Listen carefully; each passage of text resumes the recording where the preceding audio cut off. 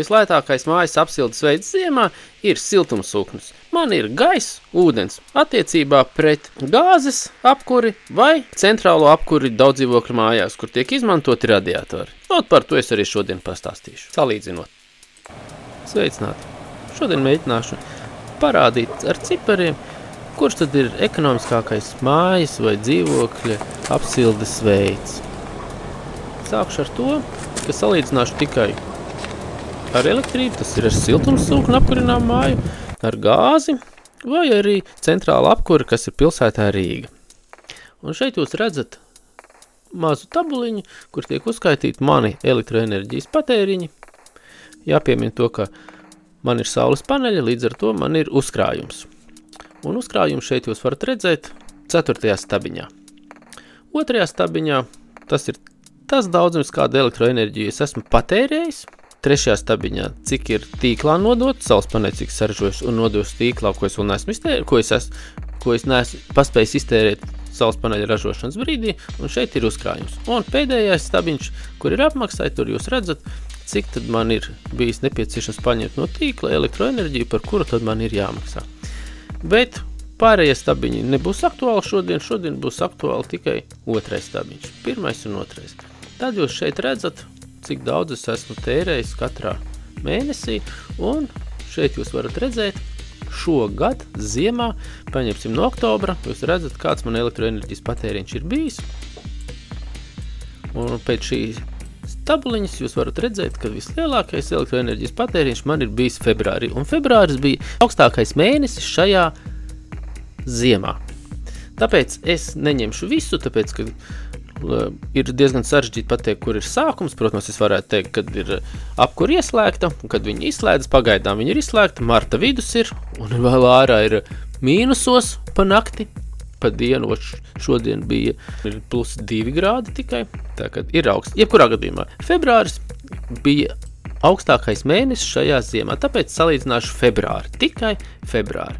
Un, protams, kā jūs šeit varat paskatīties šajā tabliņā par februāri, es esmu iztērējis 1206 kWh, bet no tīkla, kas nebija manējie, bija jāsamaksā tikai par 130 kWh.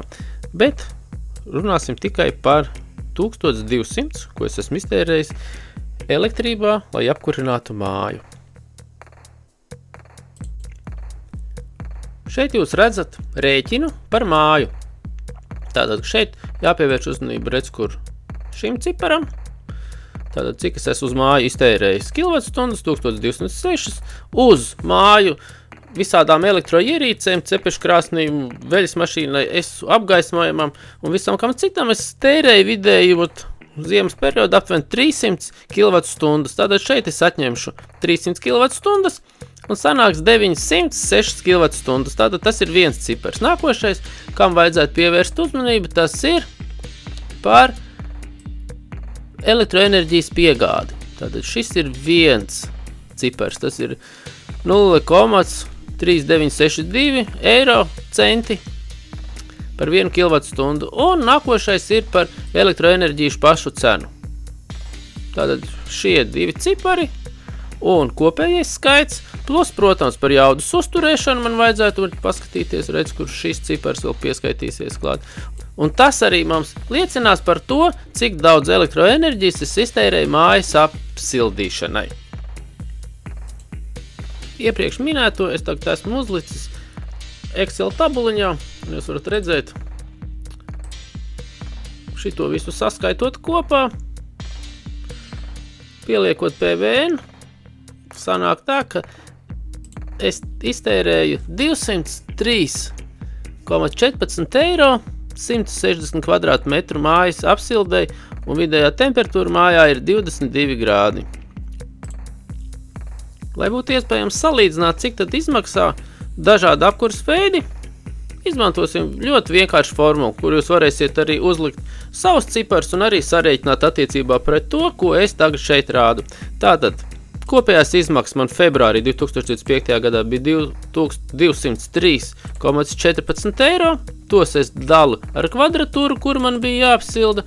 Un tas nozīmē, ka 1 kvadrātmetrs, lai apsildītu, man izmaksāja 1,27 eiro. Šeit jūs redzat atkal kārtējos ciparus, un pēc iepriekš minētās schēmas es esmu aprēķinājis arī, cik izmaksā, ja ir gāzes apkuri mājā, atkal 160 kvadrāti, bet šoreiz cilvēki šeit ir nosacīti ekonomējuši uz siltumu, lai būtu mazāk jāmaksā. Un mēs redzam kopējās izmaksas, un tātad 1 kvadrātmetrs izmaksā 2,06 eiro. Un centrāla apkure Rīgā 2 stabu dzīvoklis. Kā jūs šeit redzat, temperatūra tur ir kādi 24 grādi bija. Un 1 kvadrātmetrs izmaksā 2,94. Pēc šīs tabulas, manuprāt, ir diezgan skaidri redzams, ka visizdevīgāk apkurināt un apsildīt māju ir siltumsūknis. Protams, šeit man ir jāsaka to, ka 22 grādi ir visā mājā, izņemot guļamistabu. Tur temperatūra man ir 18 grādi, tātad mēs varētu minēt šeit, ka nav 160 kvadrāti, bet pieņemsim, ka nolīdzināsim vēl mazāk, paņemsim 100, ja? Nu, te jūs redzat, jebkurā gadījumā man nav 100. Te man vajadzētu būt kaut kādiem 100, guļamista varētu būt kaut kādi 15 kvadrāti, ja? 145, bet jūs varat nolīdzināt ar 100, kā es teicu, un tāpatās jūs redzat, ka ar elektrību apkurināt, tas ir, ja ir siltumsūknis, ir daudz izdevīgāk un lētāk nekā mēs apkurinām ar gāzi, vai arī mums ir centrāla apkura. Protams, ka šeit noteikti ir kaut kādas kļūdas ciparos, un šeit ir jāskatās nevis precīzi, bet vispārināti skatoties, mēs jau redzam, kāds sanāca rezultāts. Siltumsūknis ir efektīvāks. Par centrālo apkuri daudzdzīvokļu mājām, nu tur laikam vispārībā šī gadījumā te salīdzināt nevar. Man liekas, ka nekad nav bijis tur ekonomiski. Tas arī bija viss. Ceru, ka kādam šī informācija noderēja. Visiem veselību, veiksmi, līdz nākamajai reizei.